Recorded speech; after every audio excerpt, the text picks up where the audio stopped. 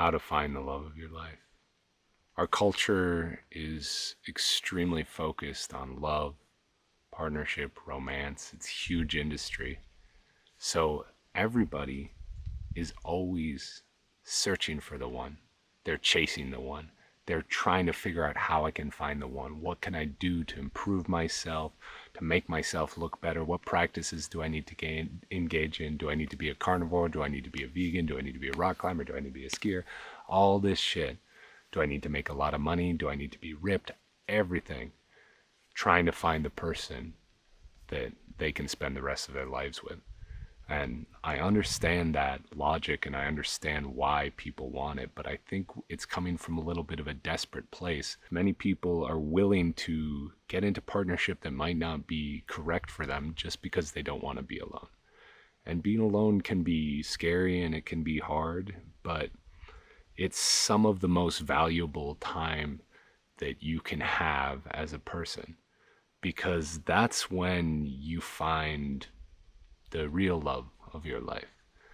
I think the real love of our lives is in the activities that we enjoy, the things that we're passionate about, be it playing music, being outside, skiing, surfing, doing comedy, dancing, the things that make us feel vital and alive and make us forget everything else that's out there. I think those are the loves of our lives that we should be seeking out, because those are things that you can continue to do forever. You can continue dancing until you die. You can continue reading until you die, playing music and stuff like that. And finding those passions, you'll never be alone. You have music to listen to, you have dancing to do. And if you cultivate those things deeply, it makes you a much more interesting person, for one thing, and you're much more likely to draw in somebody who is aligned with you and can actually be in partnership with you.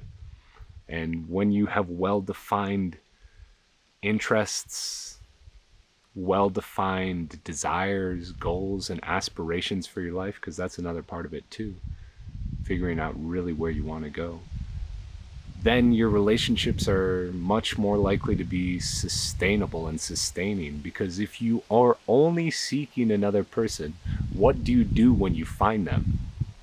You show up, oh, well, all right, that was pretty fun. We've been together for a couple months or a couple years, but what's next? Where do we actually want to go? What do we actually want to do with this life? Well, I don't know. I don't know what I want to do. I was just kind of looking for you, you know? I was just looking for you, looking for someone to be with. That's not the way to live. That's not the way to find something that's really going to last. I think the methodology moving forward is truly diving into those things that I know I'm passionate about and doing them as much as I possibly can. Making love to what I love doing. You know, that might sound funny, but really going in all the way and learning about them and learning them deeply and figuring out ways I can do them more and spend more and more and more time doing them. And then when you meet somebody, you'll be so much more interesting. You'll be so much more engaging. You'll be so much more desirable, because they'll be like, oh wow, this person is really, really passionate about what they do.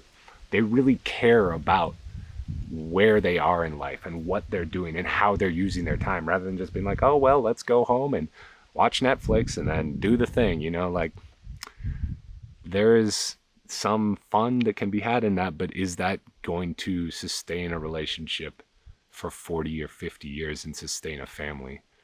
Less likely to.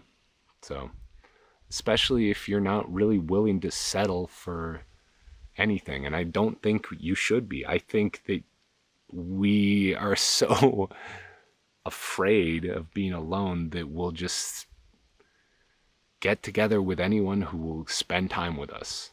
And that's not what I'm going to do. That's not what I would recommend to anybody, because that is essentially undervaluing yourself and saying that I'm only worth the love of whoever I can get it from, or something like that, rather than being like, I'm worth the love of the most gorgeous queen out there, the most fabulous, amazingly person, queen, king, whatever you're into, the most fantastic person, because I am that too.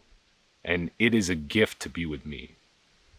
So spend time making yourself into a gift to be with, a gift to somebody else, before you just rush, get into something. That's what I would do. That's what I am doing.